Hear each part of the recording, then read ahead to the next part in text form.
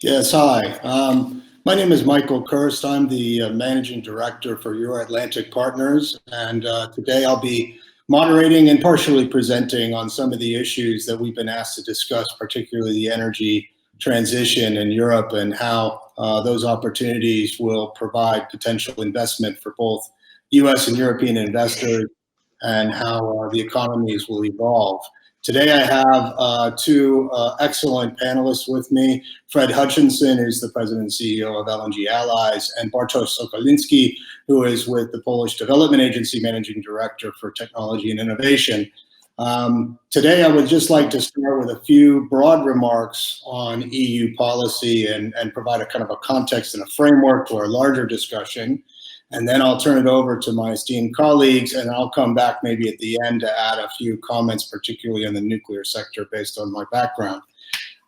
With that said, I think it's we are now actually living in kind of extraordinary times, as they say. That's said quite a few times, but I think it really is applicable today.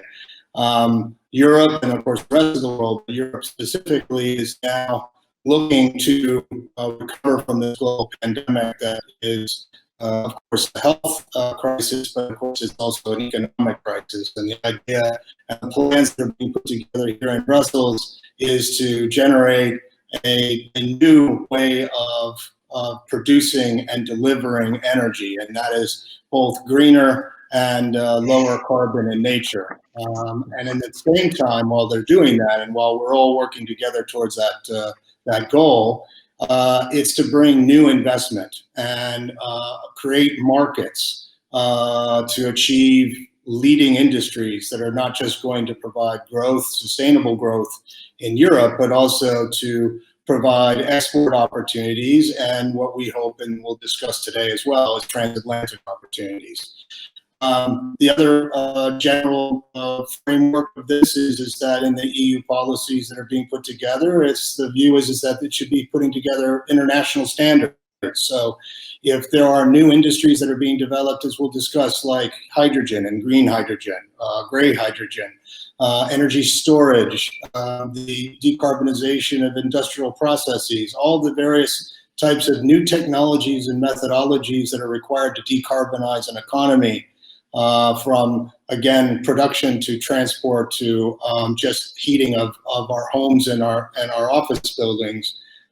We need to have common standards and approaches to bring economic rationale to that. And the thinking, of course, within Brussels and in Europe is maybe we can create that standard. Again, something that I think we should talk about that a little bit from a transatlantic basis.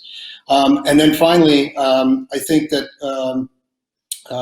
the exciting opportunity with regard to investment, and I want to just underline, although Mark Maczarek mentioned this earlier, there is a current kind of political difficulty with regard to getting some of the recovery packages done, but I would have to assume that will be resolved, and I wanted to use a couple of facts and figures and then turn it over to my colleagues.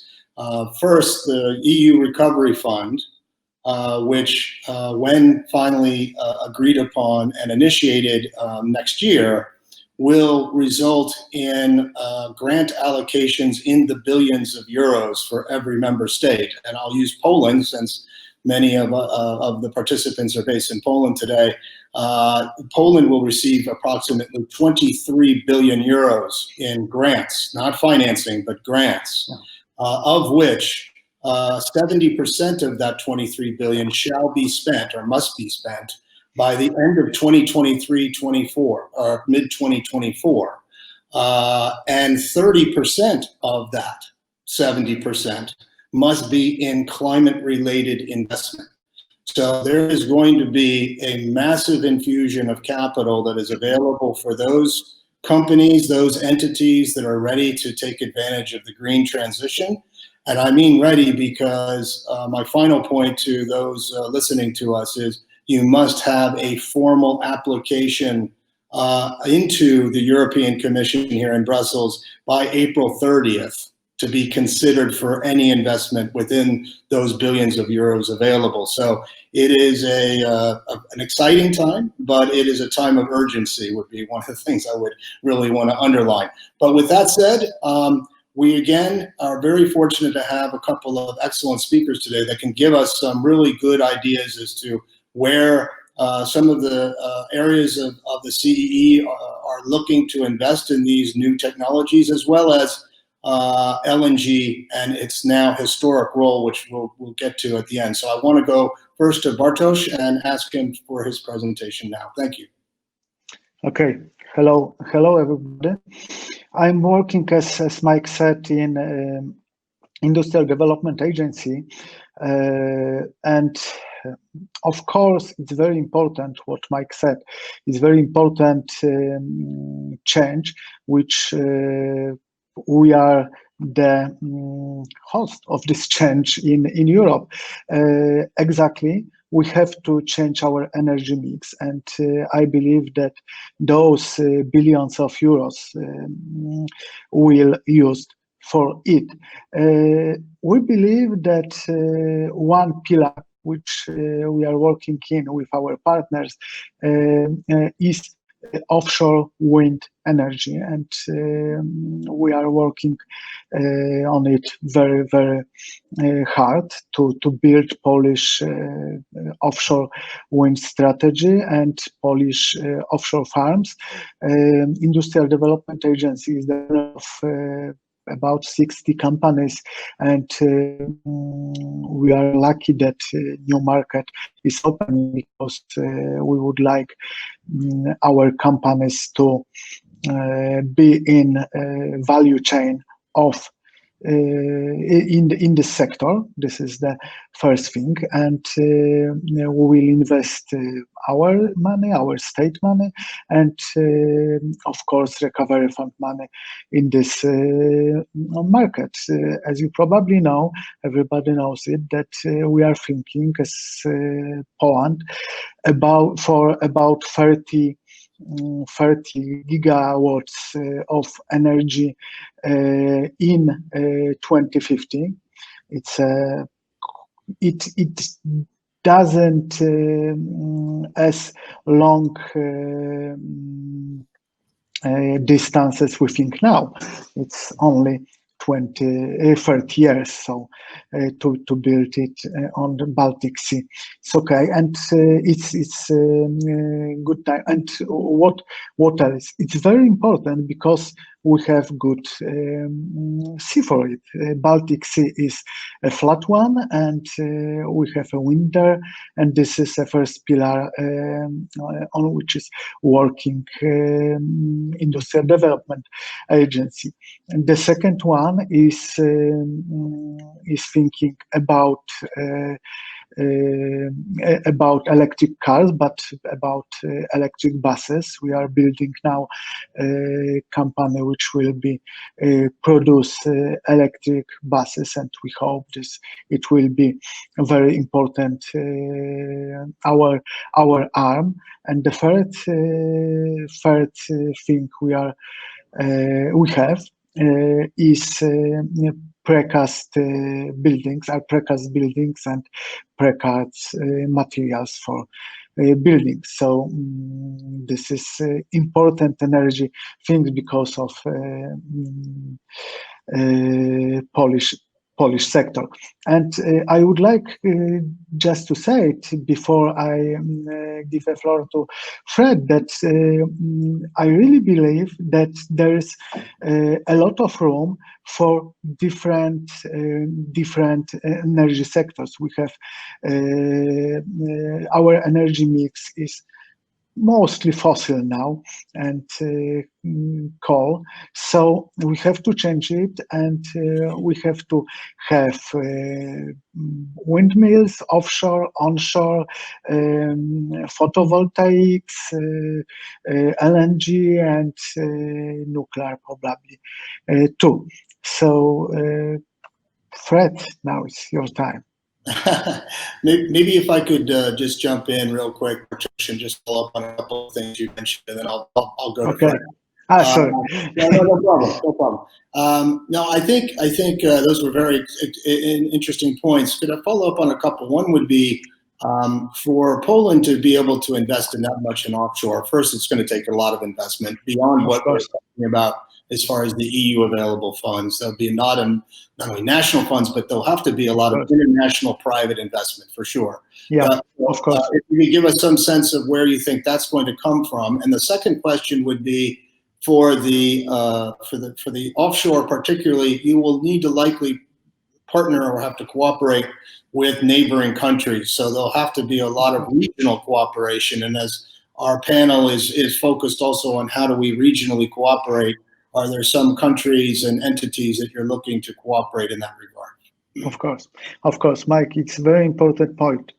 We would like to cooperate with our partners, with big abroad companies, and we know that, and we would like to build our capabilities in this sector. And I know that on all the world, the sector will grow. The windmills. Also, you have the same situation in US. I know that you have a few farms which are building now in US.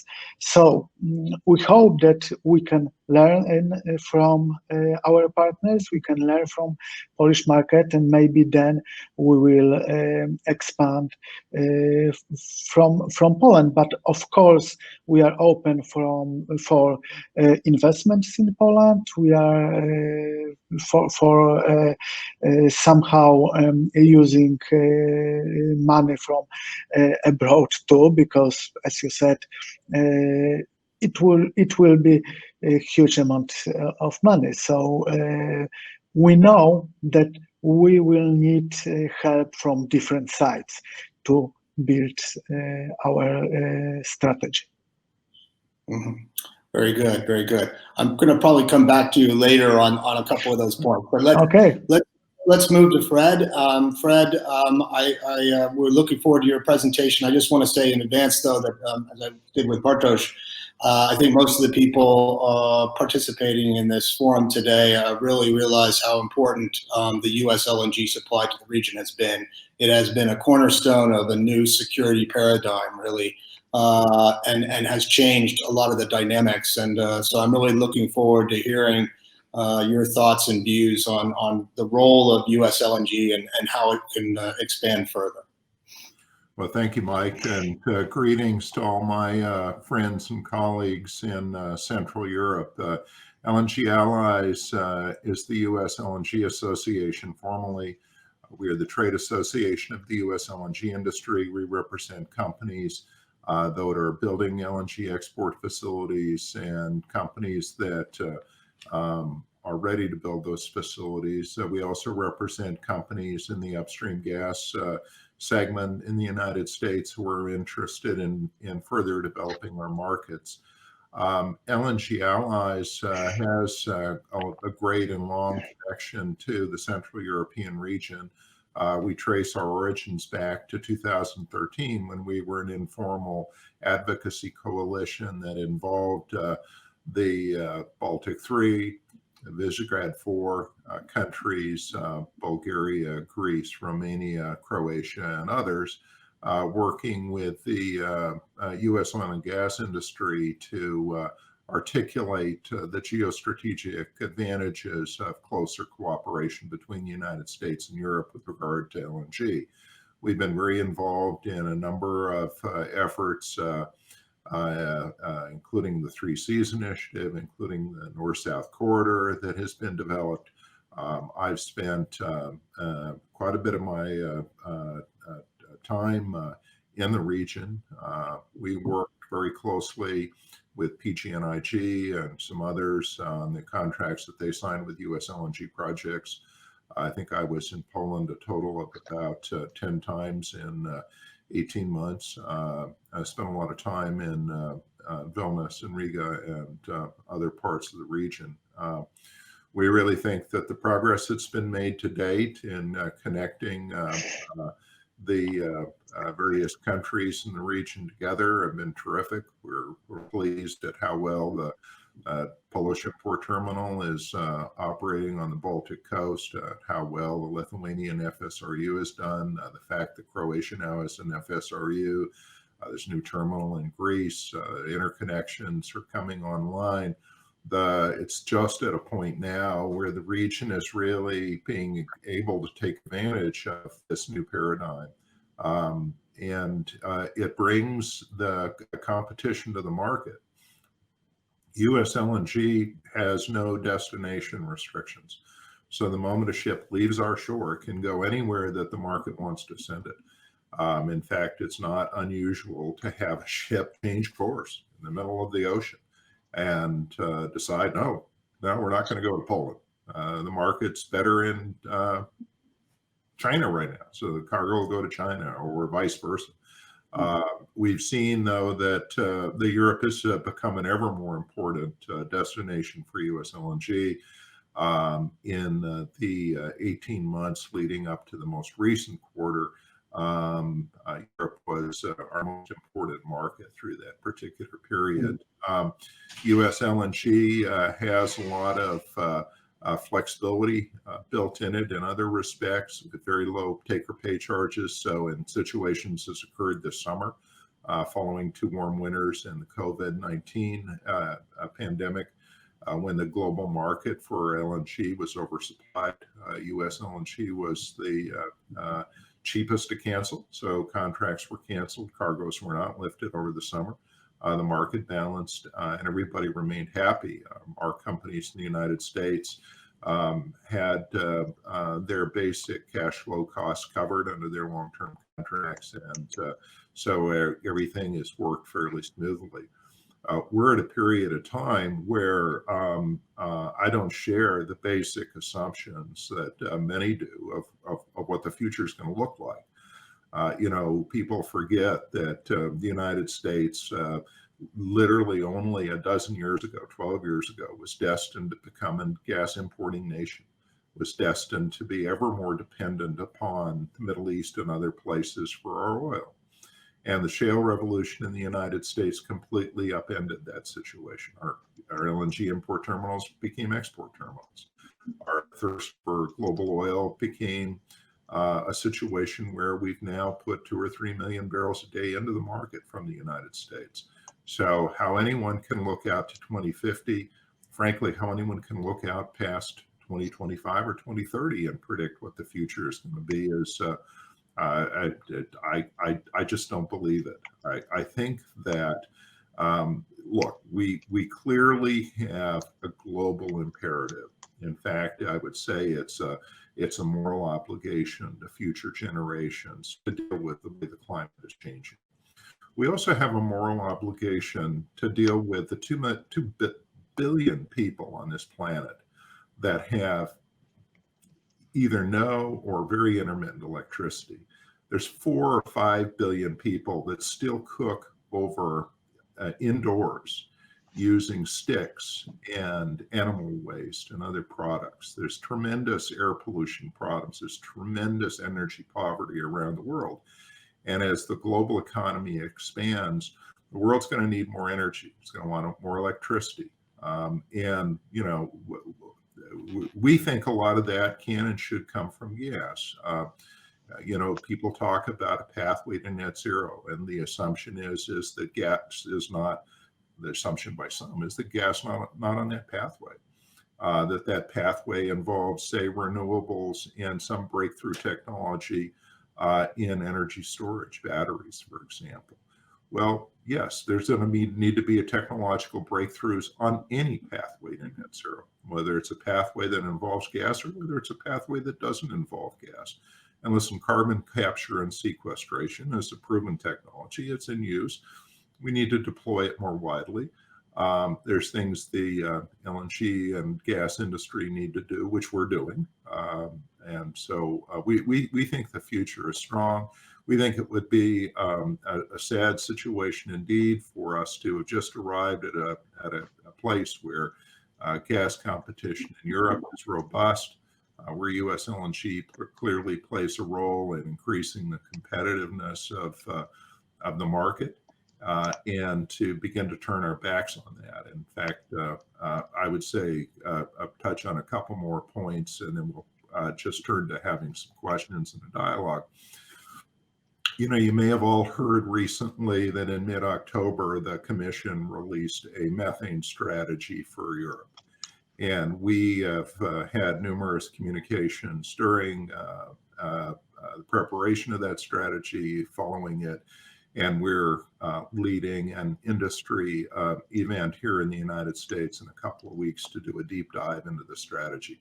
I am absolutely confident that that strategy will provide a pathway for continued LNG use into the region, into Europe as a whole. There are something like nearly 20 European companies that have already invested in on a long-term basis on US LNG, long-term contracts in the United States, more ready to sign up. So the Commission has got some very smart ideas. Frankly, an incoming Biden administration will probably be a little more in tune with a couple of those ideas. One is to sort of adopt the standards of the Oil and Gas Methane Partnership. And the other is to create a new international methane emissions observatory, which the EU would lead and fund, but they're looking for U.S. participation and U.S. funding. We think that's probably a very sensible way to proceed. We're going to dig into that in general, but we think that's a pathway forward. There's been some press recently. Frankly, it was very politically motivated press that discussed a situation in France with one of their energy companies that turned down a long-term contract in the United States. This is a very unique situation with the one company in Europe that in 2016 began to walk away from US LNG for their own reasons. Does not represent a massive shift at all. So we think the future is bright. We've got the first wave of projects have now all been finished. We have 2 more trains of which are what we call our individual liquefaction factories in the United States, 2 more coming online in the next 12 to 15 months. And then there's a bit of a hiatus until 24 and 25 when we get another couple of plants begin operation. But there's opportunity for growth, there's opportunity for investment. People should not assume that the US LNG industry is or can finance infrastructure development in Europe. Gas infrastructure, that's has proven to be a kind of a faulty assumption, but our US government has various programs that companies can take advantage of. The US Trade and Development Agency has a program that provided the initial feasibility study for Lithuania when they were first discussing an import facility. The Export-Import Bank has the capacity to finance US goods and services for export. We have a number of leading US companies that have factories and facilities throughout the region. Baker Hughes does some of their liquefaction capacity, equipment manufacturing in Poland. GE is big in Poland. Chart Industries has a big factory in the Czech Republic. So there's lots of opportunities to continue for cooperation. We think ultimately the strategic advantages of natural gas are going to become ever more evident to everyone that looks at what a mix should be in the years to come. I mean, everybody wags their finger at the United States and is mad at us because President Trump withdrew us from the Paris Accord. Well, that's going to be reversed pretty quickly, and that's not something that any of us shared that position. We did not advocate for that, and we're glad that the U.S. is coming back. But you know, it has not made any difference. We lead the world in absolute reductions on greenhouse gases, and we've done that through the market forces of natural gas, renewables, and increased conservation and energy efficiency. That's a proven model. We think it's a model that has great applicability and throughout the Central European region, and frankly in places like Germany that's still heavily reliant on coal, and other parts of Europe. And in the end, whatever we do in the US and the EU cooperatively and collaboratively, and we hope it's a great future for all of us, we're still only going to be 10% of the market in 2050. Look, if we're going to deal with these moral obligations, these moral imperatives of climate change and energy poverty, China, India, and the rest of the developing world have to be engaged. And that to us is not only the greatest challenge, but the greatest opportunity. What can we do together with the rest of the world to deal with these grand challenges? So thank you, Mike. Thank you, Bartosz. And with that, I'll stop talking. Yeah, no, Fred, thank you very much for that. That was very good. And I'm pleased that you brought up the methane strategy discussion, because that is one that is going to get probably more and more attention next year. And particularly in relation to, I think, some views that fracked gas has a higher methane content than traditionally extracted gas. Yeah, but Mike, I'll let you comment on it. No, but frack gas and other kinds of natural gas, it's all methane. So there's no difference in the methane content of the gas. There is a difference depending on where any kind of gas is produced in how much methane escapes into the atmosphere.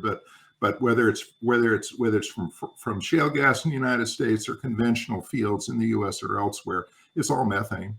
So, yeah, I was actually, I'm sorry, I was moving from the methane to just the overall carbon content. And there's some views that the overall carbon content from fracked gas, I'm not, this is why I'm deferring to you, is higher than conventional extraction. And if that was true, the proposed carbon border mechanism, or carbon border tax, as it's also being referred to, would obviously therefore penalize U.S. Imports into Europe, much of which are heavily reliant, particularly the CEE region that we're talking about, in competition with the traditional source for the CEE region, which of course is the Russian supplier, which is using conventional through pipelines rather than through the maritime transport, which also provides more carbon footprint. Add all that up, and potentially U.S. suppliers could be disadvantaged. Well, if you have a view on that. Yeah, I do. Mike, you have it exactly backwards, right? So there have been at least 10, both public and private studies that have looked at from the wellhead to the end distribution usage, and have looked at US LNG in comparison to Russian pipeline gas. And all 10 of those studies have concluded that over the life cycle of that, even if you assume large methane emissions leaks, US LNG has a smaller CO2 greenhouse gas, so it's CO2 and methane footprint than pipe gas from Russia. And I can tell you the Russian system is opaque. No one has a clear sense as to what their emissions profile is. And frankly, it is a position that is very suspect in the EU. Now, having said that, right, the big knock against, so from a production standpoint, again, you have to remember that greenhouse gases are emitted in the following ways. So it can escape in the production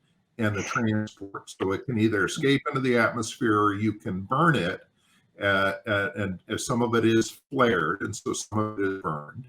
At the point of liquefaction, it takes about 10% of the gas to chill it so cold that you can liquefy it and ship it.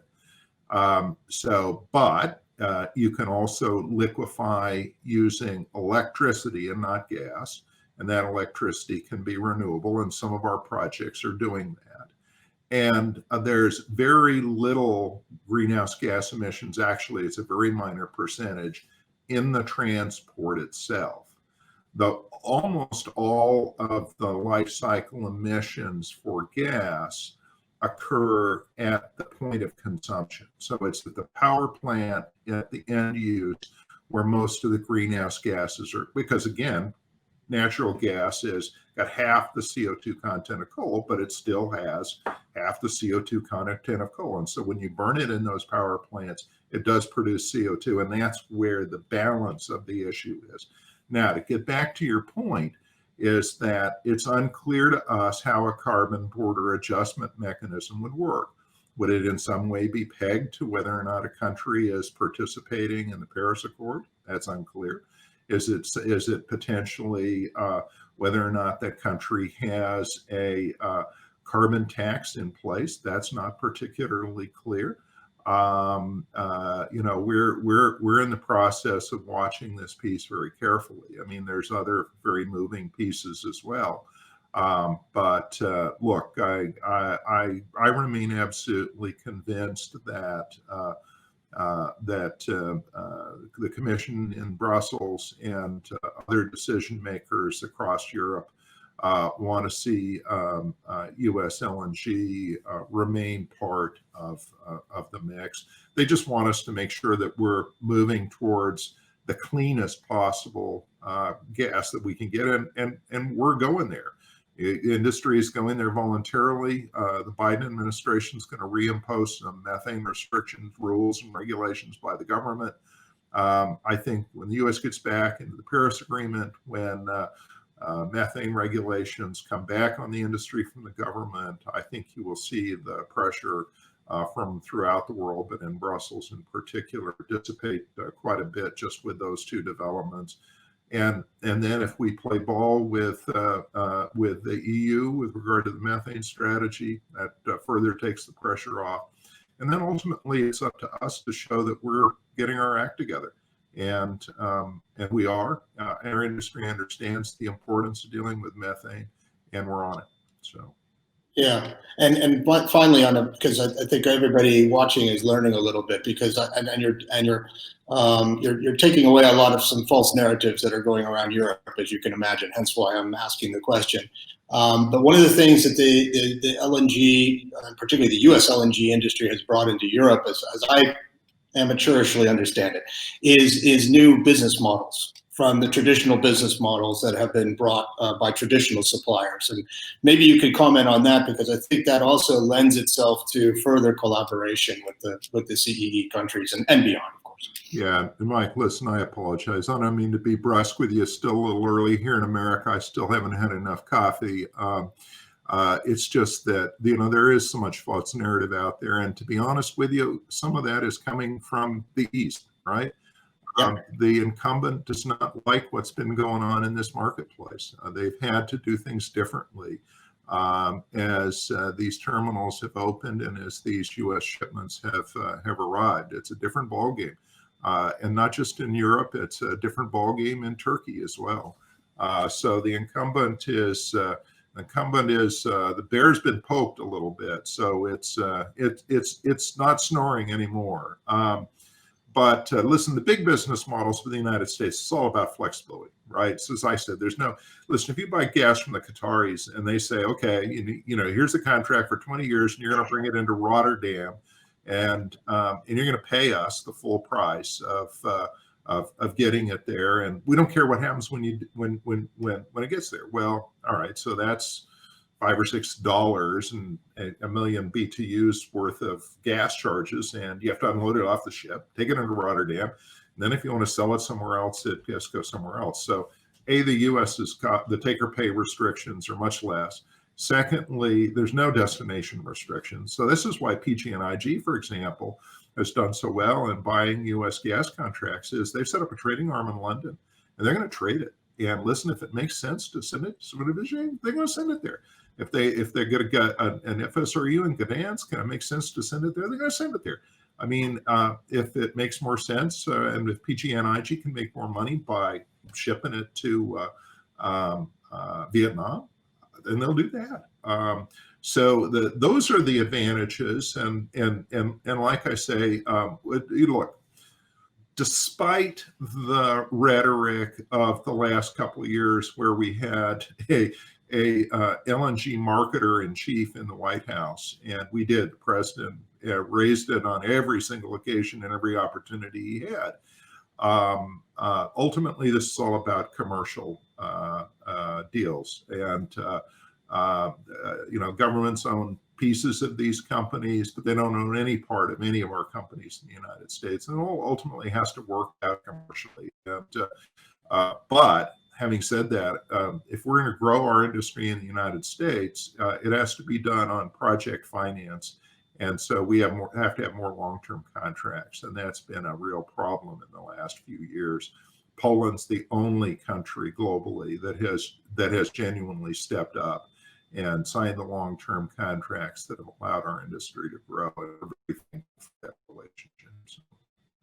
Let's certainly hope that other countries follow Poland's example and maintain the trajectory that you've been on for the last few years. It really has been very important to the security and stability of the European landscape here, the energy landscape. And maybe if I could use that as a segue, I was asked very briefly, and I know we're running out of time, but to also take some of my time to discuss nuclear, so I will do so as well right now. Which clearly it's an area.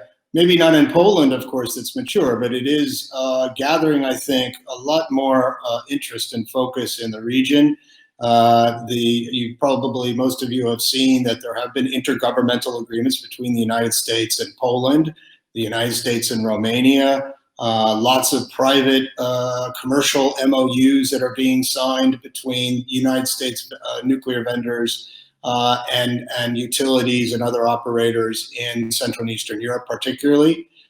This is a region in Europe and the EU that has identified to the European Commission and everyone else that for them to meet their decarbonization commitments, whether it's 2030 or 2050, nuclear has to be part of the mix. And since we have been talking a little bit US just recently, I think it's kind of back to the Obama energy strategy of all of the above, that we really need low carbon sources, whether that is LNG, natural gas, it's nuclear, it's renewables, to ensure that we have stable supplies that can meet it. And in fact, both of you were mentioning the intermittency that is coming in Europe, which is the more renewables that are putting on the grid, the more intermittency and the need for flexible, dispatchable generation when needed.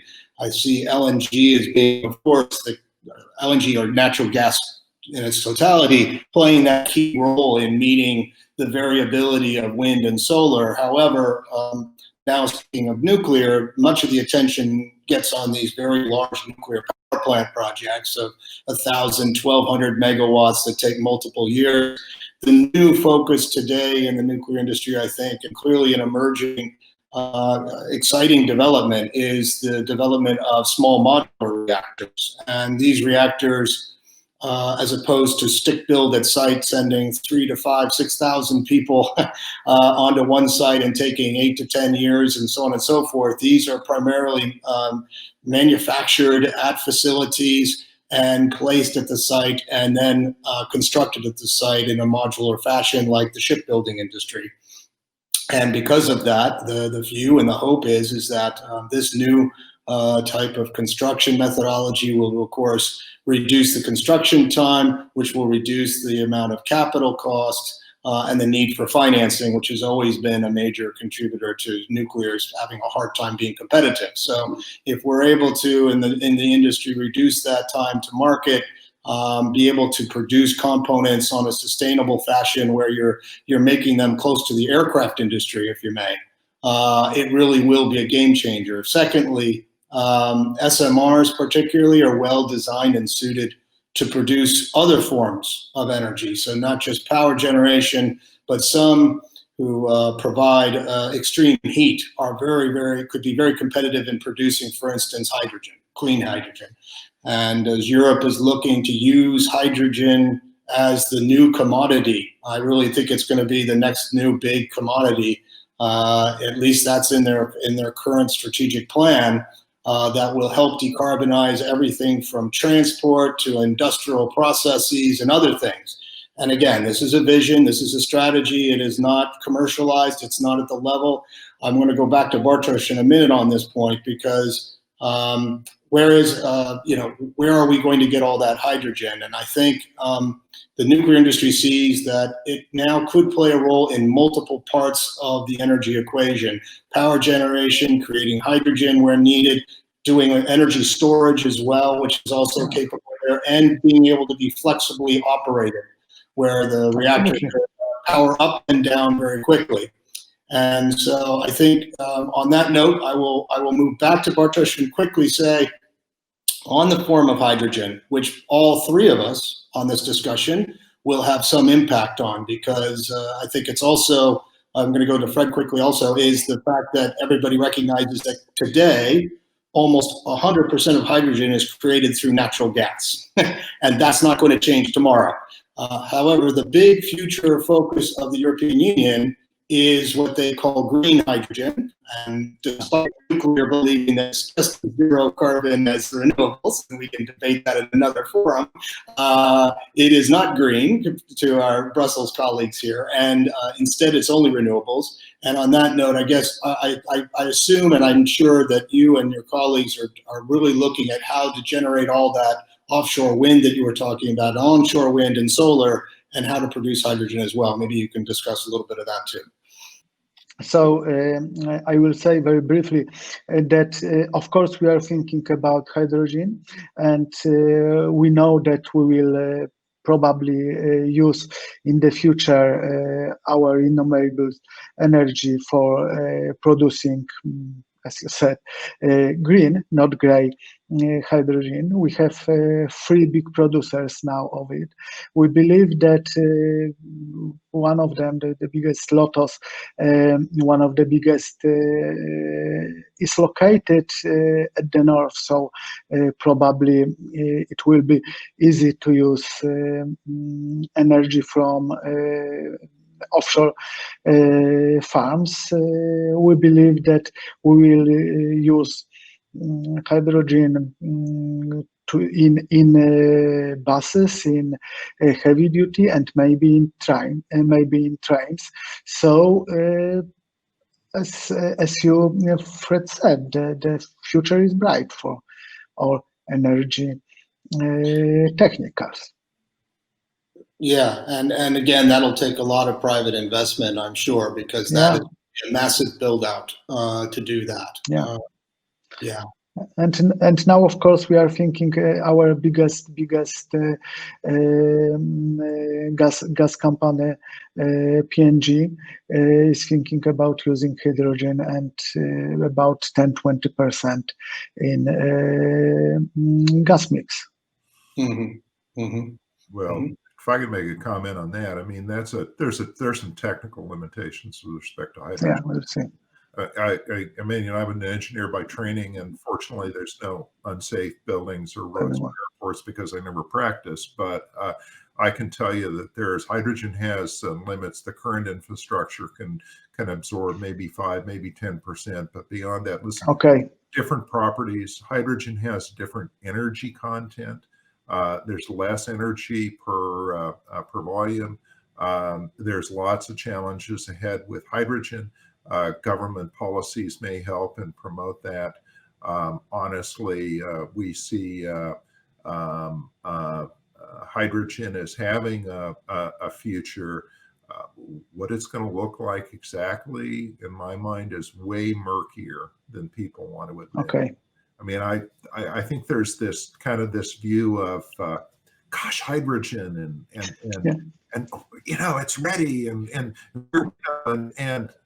it's like, well, not exactly. Of course. And I got to tell you, listen, as much as I think electric vehicles are a part of everybody's future, gosh, we have old cars in the United States on the road. The average age of our vehicle fleet is already, it's like 12 years old.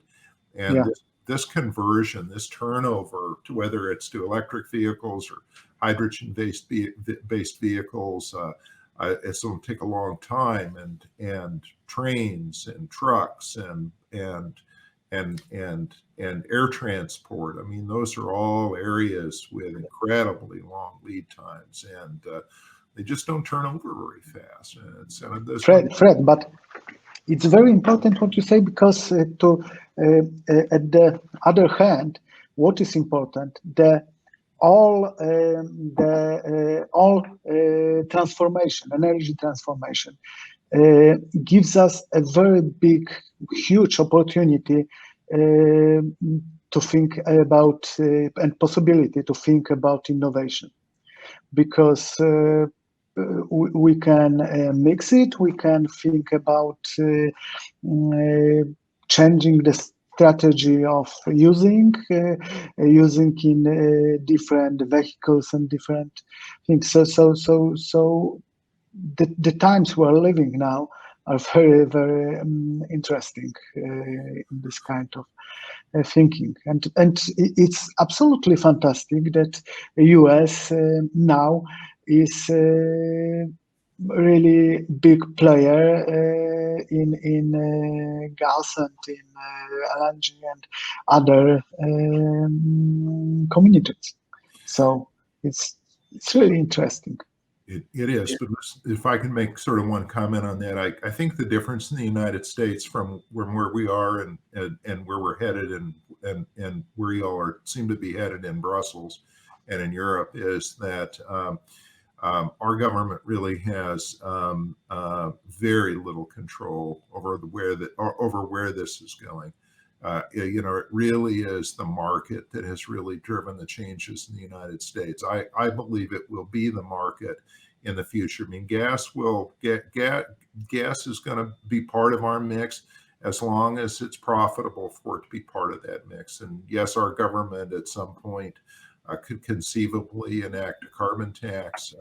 We can certainly provide incentives for further deployment of wind and solar and other renewables and electric vehicles, and that probably will happen. But ultimately, it will be, for us, it'll be the market. And so in that respect, that's why I'm so cautious about hydrogen, is I just think the market is not going to embrace hydrogen in the United States to the degree that people think it is. Now, what I'm very hopeful for, and what Mike mentioned earlier, is that what's going on in the nuclear industry. The nuclear industry has retooled. They've rethought their basic operating procedures and their principles, and they're developing some amazing new technologies. And that's a future that I think we all ought to, those of us that care about a lower carbon world really ought to cheer. It's amazing developments. So. Yeah, and if I could just make a comment spanning both of those areas, I think to your point, Fred, and also Bartosz, we need the markets to be able to respond correctly. And Europe has a tendency for very much more of a top-down governmental direct approach. And renewables is not the flavor of the month, it's the flavor of the decade, and it's continuing. And renewables continues to be viewed as the ultimate source of all types of energy now. So again, Commission is not barring the production of hydrogen through gas or through nuclear, but it discourages it. They want to have it done through renewables. And I don't have the engineering degree, but as far as I'm aware, you're probably looking at the most expensive way to generate hydrogen through, relatively intermittent, lower efficiency renewables, particularly in the region of Central and Eastern Europe, where sometimes, other than maybe offshore wind, like we've talked about in certain areas, but solar panels in the Czech Republic or what have you are not going to be the most efficient way to generate the necessary power for the electrolysis that's needed to create hydrogen. And instead, you need a much more intensive energy source, whether that's gas or indeed we're now again demonstrating it on nuclear plants in the US, actually, through a Department of Energy program through the existing nuclear units. So it is something that if it's open to competition, if it's got an open market approach, I think we can maybe get to to a point where, to your point, Fred, we're always waiting for hydrogen to come. It's like fusion energy, where it's just the next decade around the corner, and we've been saying that for 40 years. Maybe hydrogen can finally get the capability it will need to get to an economy of scale, but we're not there yet. And yet plans are going in place with some assumptions that are not commercialized. And I think that's the interesting dynamic of this. Yeah, listen, if I were to bet, I would bet on offshore wind as really the area of renewables that's got the most promise over the course of the next decade. In the United States, we're getting a lot of pushback onshore.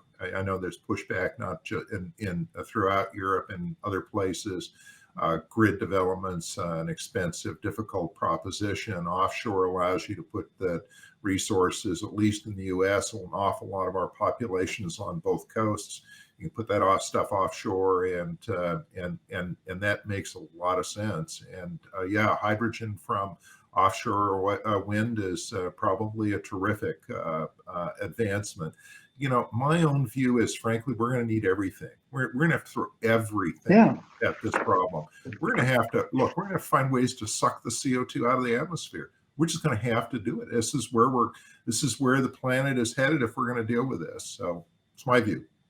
Yeah. No, I think we're all in violent agreement, as they say, on that. Absolutely. I know that we only have a couple more minutes. I want to just that was a very nice final kind of comment, Fred, but if both of you have any final thoughts before we wrap up the panel, please go forth. Bartosz, why don't I ask you first? Do you have any final comments? Okay. Of course, I would like to start that I have no opinion on political issues, so I don't want to talk about Brussels and about. I know, of course, that we have to think about money and we have to think about efficiency, and I really believe that mix of different sources of energy will make the job. Yeah, and of course, we have a room for energy. We have a very small room, maybe for coal also.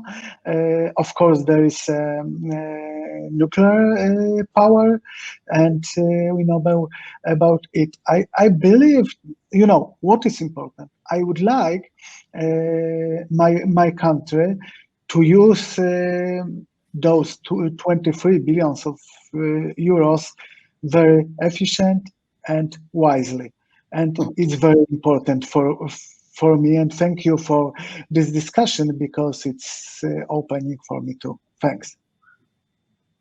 Fred? Well, thank you, Mike. Thank you, Bartosz. Thanks for the opportunity to participate in this great event. Let me say that the bond between the United States and Europe is strong. It will get stronger in the future rather than weaker. And I think as friends, as real friends, and we are real friends, should do for each other, I think there's a need to always be honest and blunt. And I think we need to be honest and blunt with each other. We can't get to an energy future by just wishing it to happen, right? I mean, it requires work and money and commitment. And we've been doing that effectively. I think it's benefiting both sides. I think the future is bright. I just think that all of us have to be honest with each other and just admit that what we don't know, and there's a lot we don't know about the future, and just commit to work with each other as we have in the past. And from our standpoint in the United States, that commitment is unwavering. Yeah, and let me just finally on that echo that same sentiment and just say that of all the areas we've covered today, which are quite a few, I can just see literally a limitless supply of collaborative projects and opportunities between Europe and the United States, and particularly the CEE countries in the United States, and allow us to be joint mutual leaders in the development of these technologies and these energy sources. And I think that's very, very important for all of our economies and our relevant energy security. So on that note, I want to again thank everybody for participating, and thank you for the panel. It was an excellent discussion. Thank you very much. Thank you, Mike. Thank you, guys. Thank you, Mike. Thank you, Fred. Thank you.